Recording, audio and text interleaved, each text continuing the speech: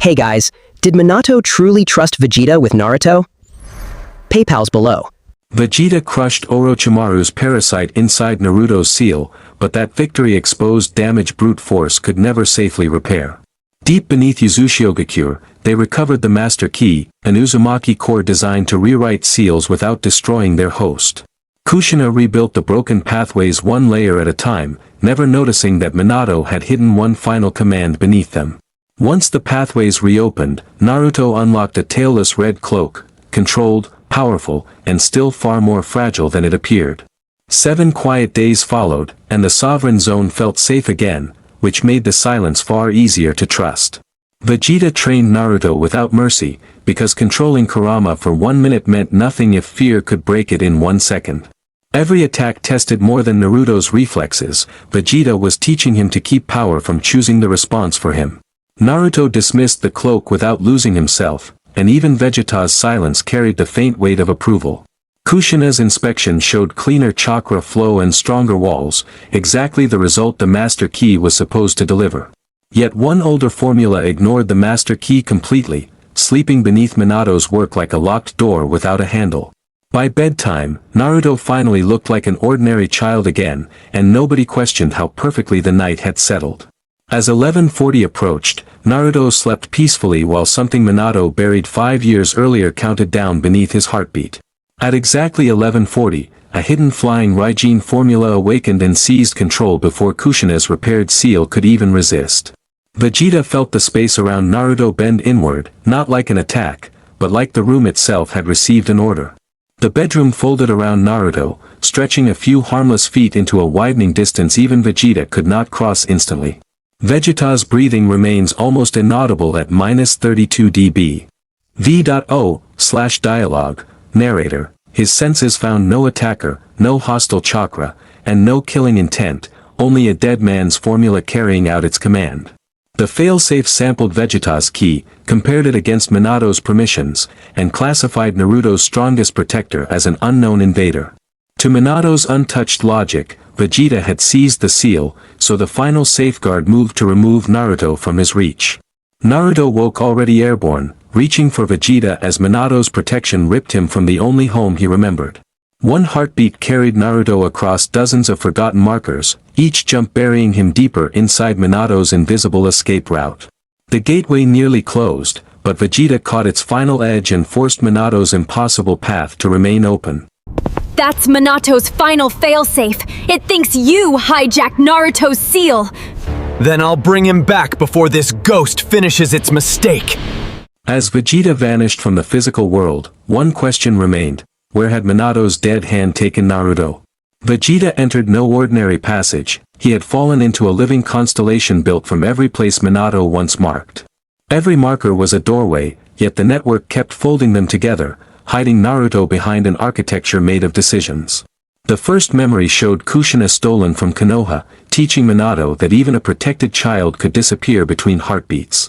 Minato followed the red strand she left behind, because Kushina had learned to build her own rescue path while terrified. He saved her once, but that night hardened a promise Minato would later extend to the child they had together. Then Konoha burned beneath Kurama, proving that overwhelming power could be stolen, redirected, and aimed at everyone Minato loved. Behind the disaster stood a masked stranger, and one stolen gaze had turned the strongest creature alive into somebody else's weapon. The memories exposed Minato's fear. Any miracle from beyond his world might become another hand reaching for Naruto. Understanding Minato changed nothing for the machine. Vegeta's unregistered key still matched the threat its creator feared most. The network answered with kunai from 6 coordinates, attacking angles no ordinary opponent could perceive before impact. Steel wires and explosive tags arrived next, and Vegeta's oldest instinct demanded the fastest answer: break the trap completely. His backhand destroyed one node, and somewhere beyond the battlefield, the chamber protecting Naruto began to lose its shape. The damage revealed the trap's cruel design. Every weapon node was also a support holding Naruto's refuge together. For the first time, Vegeta understood that winning by force would make him the weapon Minato's memories had warned against. Vegeta lowered his ki until the network could barely sense him, surrendering intimidation without surrendering control. Without his aura drowning the pattern, Vegeta heard the network's rhythm and discovered every attack repeated on 4 beats. He stopped destroying the defenses and began teaching each weapon to disable the next one in Minato's sequence. Explosions followed, but Vegeta folded their timing against itself, preserving the node while the trap consumed its own attack. Minato's deadliest corridor became a precision test, and Vegeta crossed it by respecting every mechanism he could have erased. Using knowledge taken from the Master Key, Kushina traced Minato's buried formulas and found Vegeta moving where no living body should. Kushina found the destination, but Minato's last ring rejected even her, leaving Vegeta as the only moving piece inside. Naruto woke beneath an unknown mountain, surrounded by Minato's protection and more alone than he had felt in years. He reached for the cloak Vegeta taught him to control, but the safe Kurama conduit slammed shut before chakra answered. Kurama remained awake behind the seal, raging at a danger he could see but could neither name nor fight. An unknown power altered your seal. Until I understand why, I can't let its source reach you. The final node carried Minato's remaining will, forcing Vegeta to cross not a battlefield, but a father's judgment. So you're Minato. Before you judge me, explain why your son had to wake up alone.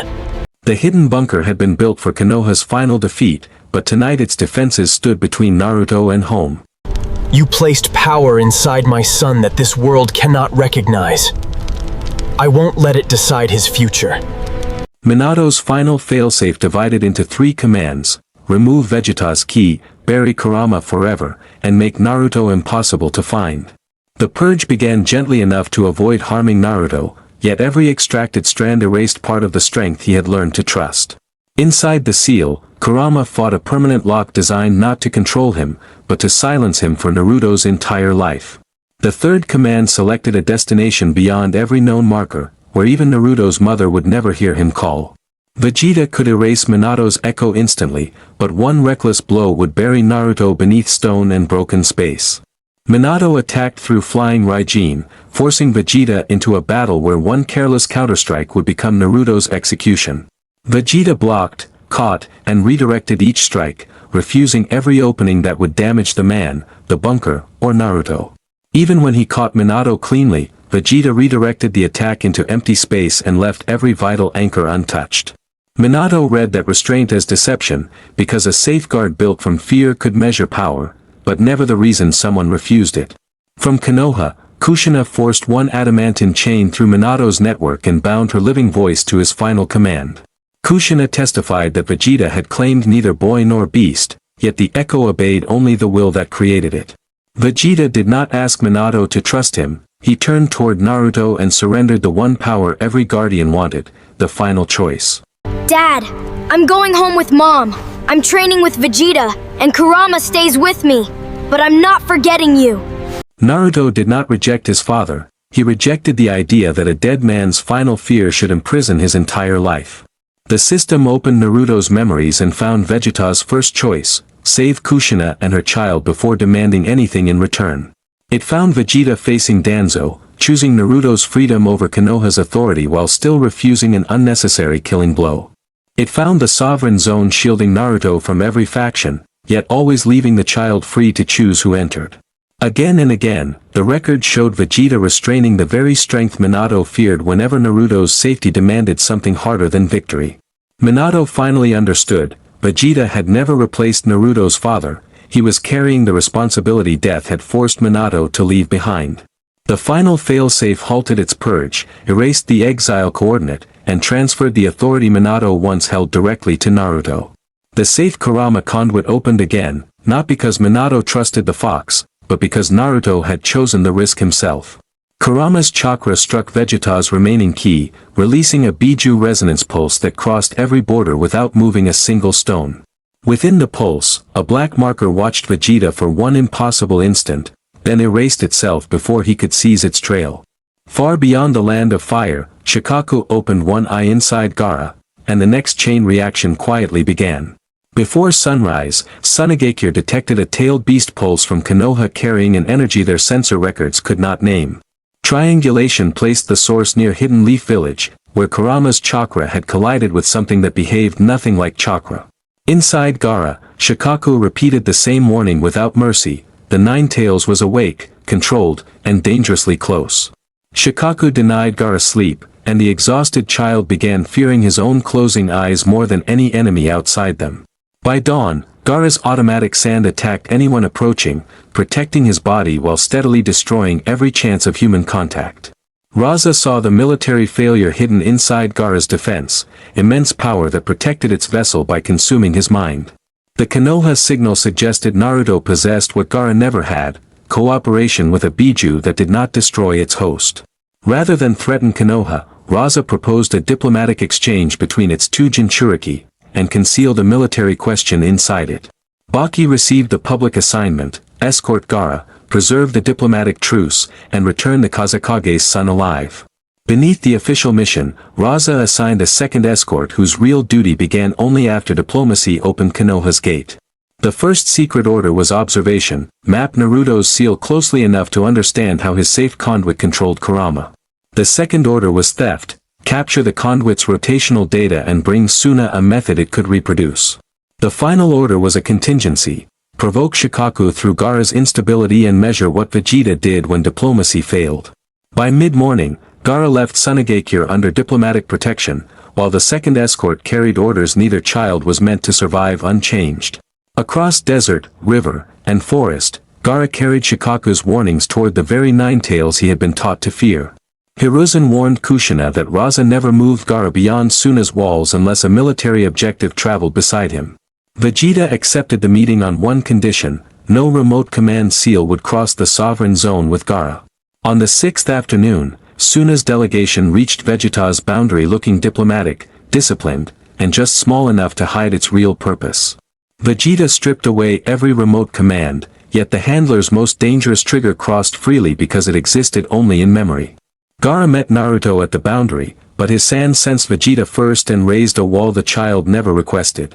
Vegeta pierced 7 layers with a pebble, then stopped it before Gaara's skin, proving the defense could be bypassed without harming him. Vegeta saw the truth immediately: Gaara did not command the sand had been commanding every moment of his life. Hey, I'm Naruto.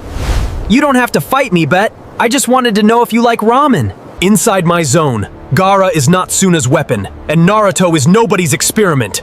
Break that rule, and you answer to me. Shukaku recognized Kurama and pushed Gaara toward violence, while Suna's hidden observer quietly measured how close the child was to breaking. The next morning, Vegeta replaced diplomacy with a fair test, one designed to expose skill without letting either Biju decide the result. Naruto keeps the weights. Neither of you uses Biju power. Win with your own body, or don't fight at all. The match began with Naruto carrying every training weight, while Gaara entered with nothing except a defense that moved before thought. Gaara never raised a hand, the sand-blocked fist, knee, and sweep before his eyes even understood where Naruto had moved. Strength only made the sand thicker, so Naruto abandoned the obvious victory before Gaara's defense could turn patience into exhaustion. Naruto stopped attacking Gaara and began studying the sand, discovering one brief gap whenever its attention split between 2 heights. 2 harmless pebbles divided the automatic defense, and Naruto entered the opening with technique instead of borrowed power. For the first time, Gaara watched someone cross the distance his sand had spent a lifetime keeping empty. Naruto reached Gaara's shoulder, earned the final strike, and stopped, turning victory into a choice the sand could not understand. Gaara understood pain, fear, and survival, but he had no explanation for an opponent who earned the chance to hurt him and refused. Vegeta offered no praise, he simply made Naruto's weights heavier, the Saiyan equivalent of admitting the boy had surpassed his lesson. Kushina answered the match with something Gaara found more suspicious than violence, an invitation to eat with the family. Gaara watched Naruto argue openly with Vegeta and discovered that disagreement here did not end with punishment, rejection, or blood. Kushina cared for Naruto without fear and offered Gaara the same kindness while respecting the distance his sand still demanded. Gaara watched Naruto sleep beside Kurama without terror, witnessing an ordinary peace his own knights had never permitted. Vegeta recognized Gaara's discomfort and offered neither pity nor interrogation, only space, water, and the freedom to remain silent. Inside the seal's false night, Shukaku insisted Naruto's kindness was staged, the softest step in somebody else's plan to control Gaara. While the children lowered their guard, Suna's handler scanned Naruto's 8-trigram seal from inside the dojo ceiling. 2 discs captured the conduit's outer rhythm, but Vegeta's barrier corrupted the deepest layer and left Suna with dangerous, incomplete data. Kushina examined Gaara's unstable chakra and found a second rhythm beneath Shukaku, too precise to belong to either child or beast. Buried beneath Gaara's skin was a remote control seal disguised as his own chakra, the command Vegeta's boundary could never isolate. Baki's shock revealed a second betrayal. Even Gaara's assigned protector had never been told that Raza kept a hidden switch inside the boy.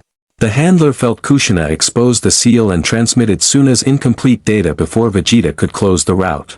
To erase his trail and test Vegeta, the handler used the memorized rhythm to activate the command already buried inside Gaara. Naruto! Get away from me! This isn't my sand anymore, I can't stop what's coming! Gaara tried to send Naruto away, but the command dragged him beneath the same sand that had controlled every day of his life. At sunset, Gaara vanished beneath a rising storm, and Shukaku's face appeared behind the boy Naruto had only just begun to reach. The partial transformation tore open the training ground, and Shukaku turned Vegeta's protected sanctuary into a sealed desert. Within seconds, the sovereign zone disappeared beneath a sandstorm strong enough to bury the compound but still trapped inside Vegeta's barrier. Vegeta took the first blow with his own body, making himself the wall between Shukaku and everyone Gaara might regret hurting. Behind Vegeta, Naruto, Kushina, and Baki stood inside one pocket of clear air carved entirely by his refusal to move. Shukaku was never the real opponent, the battle was preserving Gaara while stopping power designed to survive by consuming him. Every counter had to move Shukaku's mass without snapping the chakra line that connected the regenerating weapon to Gaara. The limb regenerated almost instantly, revealing a defense that could not be exhausted while the remote seal kept reversing Shukaku's flow. 5 regenerating arms forced Vegeta to control the entire battlefield at once, because destroying any one of them solved nothing.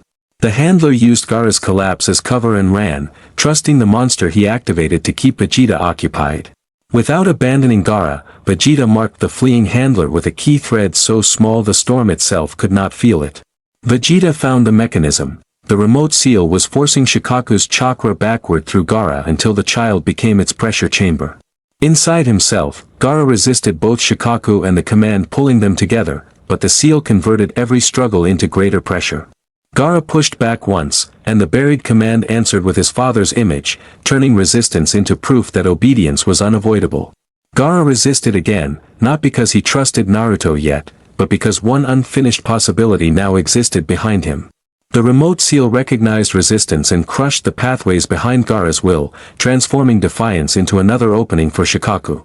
Gaara's resistance finally collapsed, and the child began disappearing beneath a monster strengthened by the authority of his own father.